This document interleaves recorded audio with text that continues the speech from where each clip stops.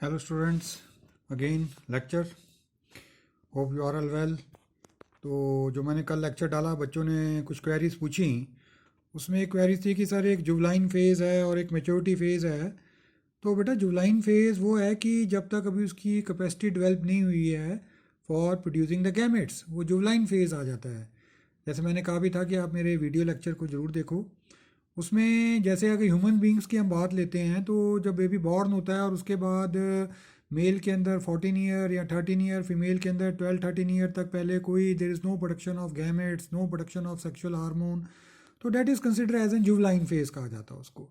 Maturity phase में when they develop the capacity, when now it is completely they can produce the gametes are there, ठीक है ना, that is called as a maturity phase. In the juvenile phase it is developing the capacity, it is a developing the capacity, and in maturity phase it has developed the capacity. like अगर हम, मैंने कल भी बात की कि plants के अंदर जुवलाइन फेज को वेजिटेटिव फेज कह देते हैं। जैसे आपने कोई पौधा लगाया है, कोई आपने लगाया सीडलिंग, सीड लगाया, पौधा बना, कुछ 15-20-25 महीने के बाद उसमें फ्लावर आने शुरू हुए, तो वो जो फेज़ हुआ उसका, वो उसका जुलाइन फेज़ हो गया।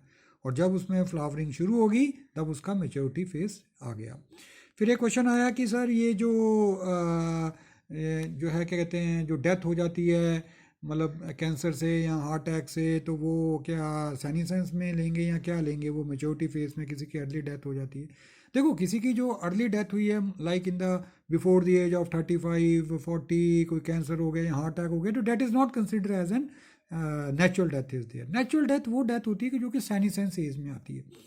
देखो हर ऑर्गेनिज्म का एक अपना लाइफ स्पैन है, हर ऑर्गेनिज्म का अपना लाइफ स्पैन है। जैसे हम ह्यूमंस की बात कर लेते हैं, तो ह्यूमन का लाइफ स्पैन जैसे हमने मान लिया अगर 70 ईयर तक ले लेते हैं ऑन एन एवरेज, तो उसमें जो 12-13-14 साल है वो तो जुवलाइन फेज है। और उस जुवलाइन फेज के अंदर कोई एजिंग नहीं चलती। मैं आपको सिंपल बात बताऊँ, जब मेच्योरिटी फेज आ जाता है तो एजिंग प्रोसेस भी शुरू हो जाता है, लेकिन वो शुरू में बहुत कम होता है। जैसे जैसे एज बढ़ती है तो एजिंग प्रोसेस बढ़ना शुरू हो जाता है। जैसे आपने बहुत कम केस देखा होगा कि 15 साल से पहले या 10 साल से पहले किसी बच्चे के बाल वाइट होने शुरू हुए। जो बाल वाइट होना है वो भी एक एजिंग प्रोसेस है कि सेल्स के अंदर पिगमेंट खत्म होने शुरू हो गए। किसी के अंदर पहले आ गए, किसी के अंदर थोड़े लेट आते हैं, तो वो एजिंग प्रोसेस जो है वो वेरी कर जाता है, person to person is there, ठीक है ना। कई फैक्टर्स हैं, मैंने आपको बताया कि जो कि एजिंग प्रोसेस को कंट्रोल करते हैं। उसमें एक जेनेटिक फैक्टर भी है, एनवायरनमेंट फैक्टर भी है, हैबिटेट भी है, हैबिट है, आपकी डाइट है, आपकी एक्टिविटी है, बड़ा कुछ मैटर करता है, ठीक है।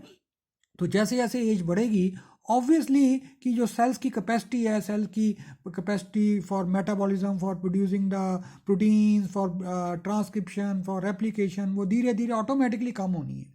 इसी चीज़ को तो हम एजिंग कहते हैं। एजिंग है क्या है कि जो सेल की कैपेसिटी है वो धीरे धीरे ऑटोमेटिकली ही कम हो रही है, ठीक है ना। वो प्रोसेस क्या है, वो एजिंग हम वर्ड बोल देते हैं। इस पर काफ़ी रिसर्च हो रही है कि कौन से क्रोमोसोम इन्वॉल्व हैं, कौन से जीन इन्वॉल्व हैं, कल को हम उस जीन को रोक लें या कम कर लें कि एजिंग प्रोसेस को स्लो कर सकें, ठीक है। लेकिन एजिंग तो होनी ही होनी है।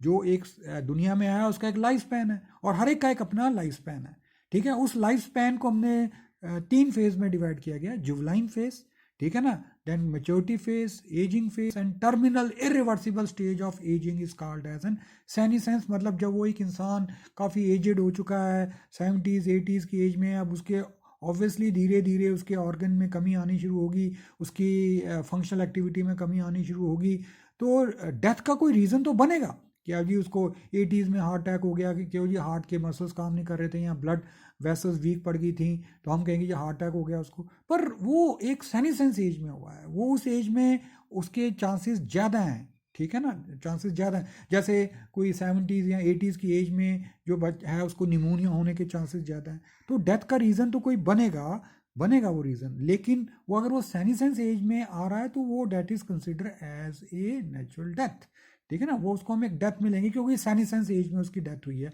कि वो अपना एक लाइफ स्पैन पूरा कर चुका था, ठीक है ना। उसका लाइफ स्पैन काफ़ी पूरा कर, हाँ, जो डेथ 30s की एज में होगी, कोई किसी को 30 की एज में हार्ट अटैक हो गया या कैंसर हो गया, तो that is not consider as a natural death is there. तो ये कुछ बच्चों की क्वेरीज थी, मुझे बड़ा अच्छा लगा बच्चों ने क्वेरीज पूछी।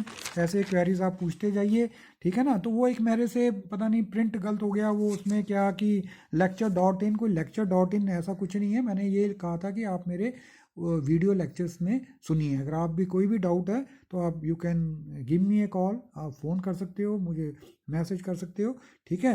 तो अभी मैं ये आपको अगला लेक्चर डाल रहा हूँ, वो ए सेक्सुअल रिप्रोडक्शन के बारे में है।